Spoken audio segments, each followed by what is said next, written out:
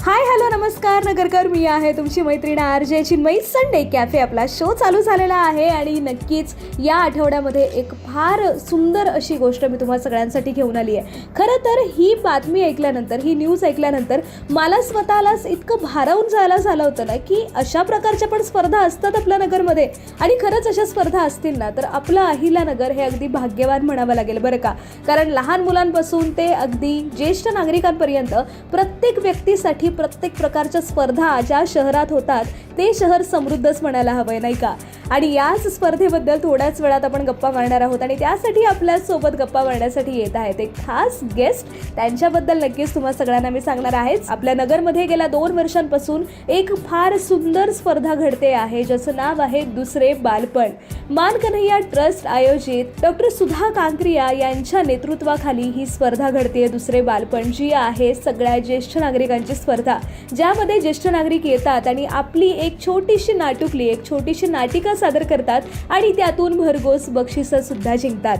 तर अशा पद्धतीच्या स्पर्धा आपल्या नगरमध्ये होत आहेत. याबद्दल मी आधीच म्हणालेली आहे की आपलं शहर जे आहे ते फार समृद्ध आहे आणि डॉक्टर सुधा कांक्रिया थोड्याच वेळात आपल्या सगळ्यांना भेटायला येतातच आहे. तुम्ही ऐकत आहात 106.4 FM. मी आहे तुमची मैत्रीण आरजे चिन्मयी आणि संडे कॅफे आपला शो चालू आहे. आपण गेल्या 2 ते 3 दिवसांपासून दुसरे बालपण या स्पर्धेबद्दल थोडं गप्पा मारत होतो, पण याची संपूर्ण माहिती देण्यासाठी आपल्यासोबत खुद्द आलेल्या आहेत डॉक्टर सुधा कांक्रिया. सुधा मॅम, तुमचं खूप स्वागत आहे.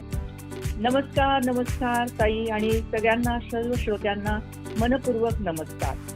Thank you ma'am. मॅम, सगळ्यात आधी तर तुम्हाला तसा विचार केला तर संपूर्ण नगर शहरच ओळखतं, पण तरी सुद्धा एक तुमची छोटीशी ओळख आपण सांगूयात ना. हा चालेल ना. मी डॉक्टर सुधा कांक्रिया, साईसूर्य नेत्र सेवा इथे नेत्रतज्ञ म्हणून कार्यरत आहे आणि गेल्या 40 वर्षापासून स्त्री जन्माचे स्वागत करा, बेटी बचाव या चळवळीमध्ये आहे. आणि गेल्या अनेक वर्षापासून मान कन्हैया ट्रस्टच्या माध्यमातून आपण अनेक सामाजिक चळवळ पुढे नेलेल्या आहेत. त्यामध्ये नेत्रदानाची चळवळ आहे, ज्याच्यासाठी आरोग्य मंत्रालयाकडून विशेष पुरस्कार मिळालेला आहे. त्यानंतर बेटी बचाव, स्त्री जन्माचे स्वागत करा ही चळवळ आहे. या चळवळीच्या योगदानासाठी 2 राष्ट्रपतींच्या वतीने त्यांच्याद्वारे त्यांच्या हस्ते पुरस्कार प्राप्त झालेला आहे. त्यानंतर पर्यावरणाच्या संवर्धनासाठी सांडपाण्यातून पडीक जमीन विकास अर्थात साईबन याच्या निर्मितीसाठी महाराष्ट्र शासनाकडून मनश्री पुरस्कार प्राप्त झालेला आहे. आणि कांक्रिया करंडक महाराष्ट्राचा नंबर 1 जे बाल रंगभूमीला समर्पित असणारा हा कांक्रिया करंडक मान कन्हैया ट्रस्टच्या वतीने गेल्या 25 वर्षापेक्षा जास्त कालावधीमध्ये हा आपण सलगपणे यशस्वी करून दाखवलेला आहे. आणि महाराष्ट्रातली पहिली ही चळवळ आहे बाल रंगभूमीमधली. आणि त्याला जोडूनच आता दुसरे बालपण ही देशातील पहिली ही स्पर्धा आहे, ज्याच्यामध्ये ज्येष्ठ नागरिकांच्या कलागुणांना व्यासपीठ मिळावं म्हणून हे आपण सुरू केलेलं आहे. आणि आता यंदाचं हे 3रं वर्ष आहे. तर डॉक्टर सुधा कांक्रिया यांच्याबद्दल आपण सगळं ऐकलेलं आहेच आहे, पण हे दुसरे बालपण स्पर्धा नेमकी आहे तरी काय आणि पहिल्या 3 वर्षांमध्ये या स्पर्धेत काय घडलंय याबद्दल ते आपल्याला थोड्याच वेळात सांगणार आहेत. तुम्ही ऐकत आहात 106.4 FM. संडे कॅफे आपला शो चालू आहे आणि मान कन्हैया ट्रस्ट आयोजित डॉक्टर सुधा कांक्रिया यांच्या मार्गदर्शनाखाली घडणारी दुसरे बालपण ही ज्येष्ठ नागरिकांची स्पर्धा याच्याबद्दल आपण आता ऐकत आहोत. आधी बाल रंगभूमीवर इतकं छान काम आपण करतो आहोतच. गेल्या 25 वर्षांपासून आपण अनेक बाल कलाकार घडवलेले आहेत, पण ही चळवळ बाल कलाकारांपासून ज्येष्ठ नागरिकांपर्यंत कशी बरं पोहोचली? म्हणजे काय विचार होते तुमचे? हो, राईट. त्याचं असं झालं की बाल रंगभूमीवर बालकांसोबत काम करत असताना जेव्हा बालकांना घेऊन त्यांचे आजी आजोबा यायचे आणि त्यांच्यामध्ये सुद्धा एक बालपण दिसायचं, म्हणजे दुसरं बालपण ज्याला आपण म्हणतो की नाही, म्हणजे लहान आहेत मुलं, त्यांची बालरंगभूमीसाठी आपण काम करतोच आहे, पण या आजी आजोबांमध्ये सुद्धा एक प्रकारचं दुसरं बालपण दिसायला लागलं. त्यांच्या वागणुकीतून, त्यांच्या व्यवहारातून, त्यांच्या सगळ्या स्वभाव संस्कारातून. तेव्हा आम्ही ठरवलं की हे बालपणासाठी आपण बाल रंगभूमी आहेच आहे, परंतु या ज्येष्ठांमधलं जे दुसरं बालपण आहे, पहिलं बालपण तर आहेच बाल रंगभूमी, पण हे दुसरं बालपण आहे, उदार वयातलं बालपण आहे आणि या बालपणाला सुद्धा एक प्रकारचं त्याचं कौतुक झालं पाहिजे, व्यासपीठ मिळालं पाहिजे, त्यांनाही वेगळा आनंद मिळाला पाहिजे. आणि खूप जण असे असतात की ज्यांच्यामध्ये कला गुण असतात, कुणी कविता करतं, कुणी नाटक करतं, कोणाला म्हणजे नृत्याचं अंग असतं, परंतु त्यांच्या जबाबदारी म्हणजे सांसारिक जबाबदारी आहेत, व्यावसायिक जबाबदारी आहेत, त्यामुळे मग त्यांना वेळच मिळत नाही. पण जेव्हा ते रिटायर होतात ना, जेव्हा ते ज्येष्ठ होतात ना, तेव्हा त्यांच्याकडे वेळ असतो पण व्यासपीठ नसतं.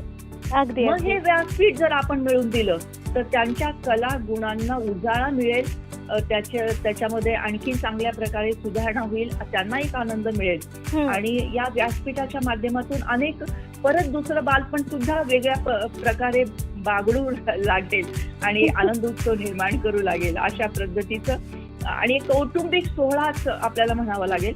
आपण प्रत्येक वर्षी वेगवेगळी थीम देतो. जसं पहिल्या वर्षी आपण थीम दिली होती कौटुंबिक एकतेतून मनशांतीकडे, कारण आजकाल असं आपण पाहतोय की कौटुंबिक एकता राहिली नाहीये, हम दो हमारे दो सुद्धा राहिलेलं नाहीये, हम दो हमारे एक सुद्धा राहिलेलं नाहीये, तुझी आणि मी माझ्या असं काहीतरी झालेलं आहे. मग हे बरोबर नाही ना. आणि कौटुंबिक एकता राहिली पाहिजे म्हणून विषय असा दिला होता की कौटुंबिक एकतेतून मनशांतीकडे. त्यालाही भरघोस असा सुंदर असा रिस्पॉन्स मिळाला. त्यानंतर दुसऱ्या वर्षी आम्ही आलो आणि दुसऱ्या वर्षी आपण विषय दिला होता भारतीय सण आणि उत्सव, की आपल्या भारतामध्ये खूप सारे सण आहेत, खूप सारे उत्सव आहेत, ठीक आहे, आणि ते आपण कुटुंबामध्ये एकत्रितपणे साजरा करतो. फक्त कुटुंबच नाही तर समाजाला सुद्धा सोबत घेऊन साजरा करतो. त्यामुळे तो एक आनंद आहे आणि त्यामधून म्हणजे घरातील प्रत्येकाला, प्रत्येक सदस्याला एक प्रकारचा आनंद मिळणार आहे म्हणून तो विषय होता. आणि यंदाच्या वर्षी हे 3रं वर्ष आहे विवाह सोहळा एक उत्सव. बरं. कारण विवाहाची परिभाषा बदलत चाललेली आहे. अगदीच. आणि तर त्या सगळ्या प्रकारचे विवाह व्यासपीठावर यावेत, त्यामधला आनंदही व्यासपीठावर दिसावा म्हणून हा वेगळा असा विषय यंदाच्या वर्षी आपण दिलेला आहे. खरंच हे 3रं वर्ष खूप खास नगरकर असं म्हणायला हरकत नाहीये. आणि या वर्षी आपल्याला आपल्या शहरामध्येच ही स्पर्धा पाहायला मिळतीये, तर आपण या संधीचं सोनं का नाही करावं. अजूनही भरपूर आपल्याला माहिती घ्यायची आहेच या स्पर्धेची.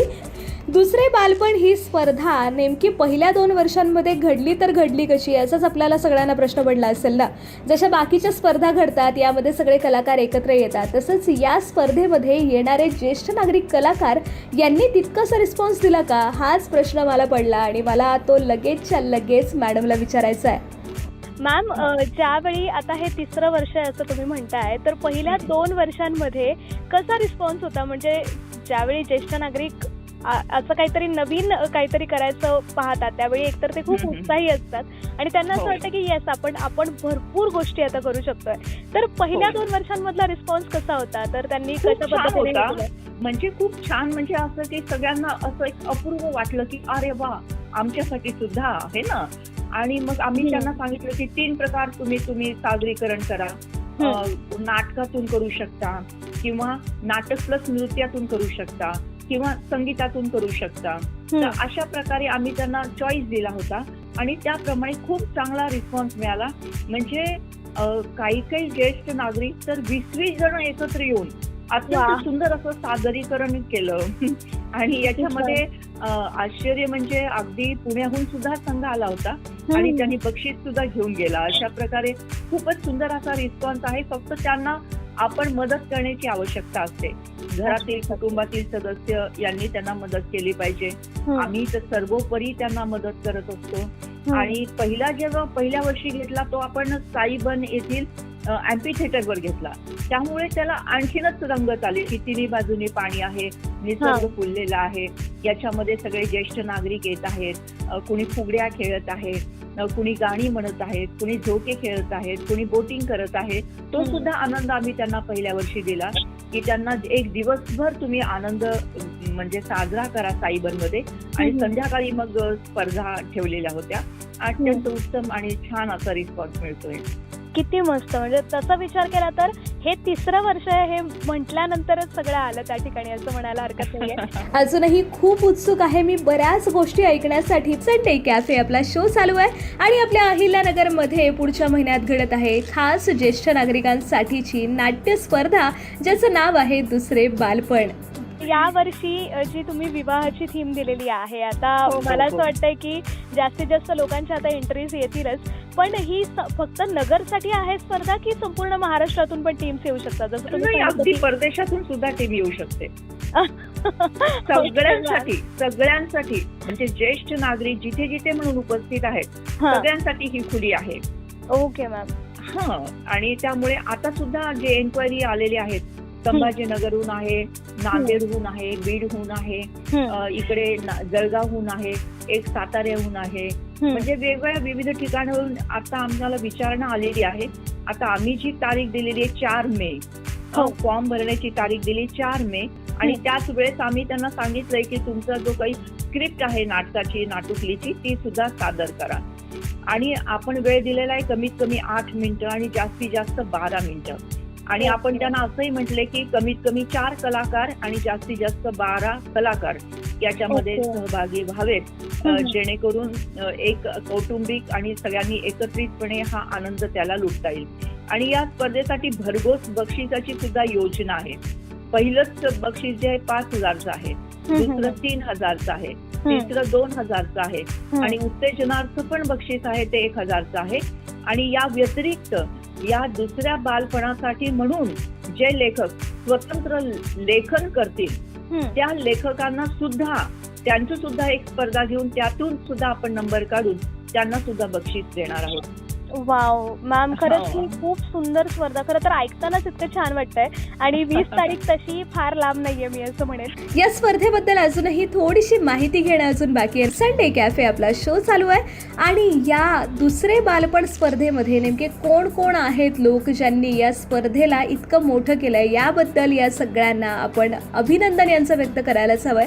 आणि याचबद्दल आपल्याला सांगत आहे डॉक्टर सुधा कांक्रिया. आता सगळ्यांची प्रॅक्टिस सुद्धा सुरू झालेली असणार सुरू झालेली आहे. बरोबर. आणि मी आय एम लुकिंग फॉरवर्ड की मला ही बघायची आहे ही स्पर्धा नेमकी कशा पद्धतीने घडते. नक्की ताई, नक्की या, आम्हाला खूप आनंद होईल.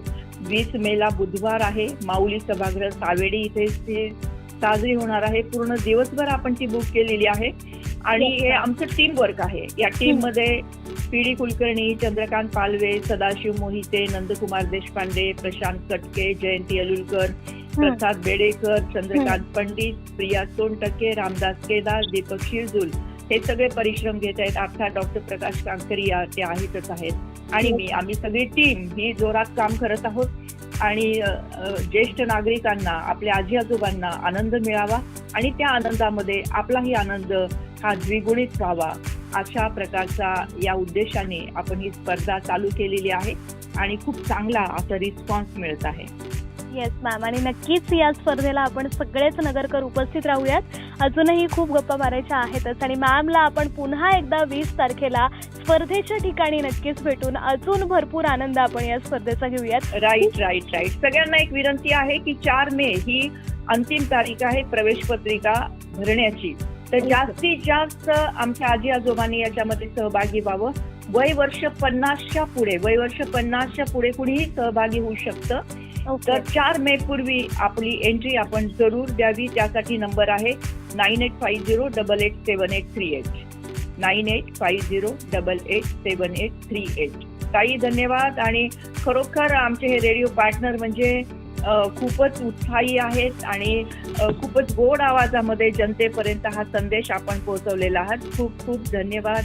खूप छान वाटतंय ना नगरकर या सगळ्या गोष्टी ऐकल्यानंतर. आणि अशा प्रकारच्या स्पर्धा ज्यावेळी आपल्या शहरात घडतायत त्यावेळी आपलं शहर हे वैचारिक पातळीवर किती पुढे गेलंय हे आपल्याला नक्कीच पाहायला मिळतंय.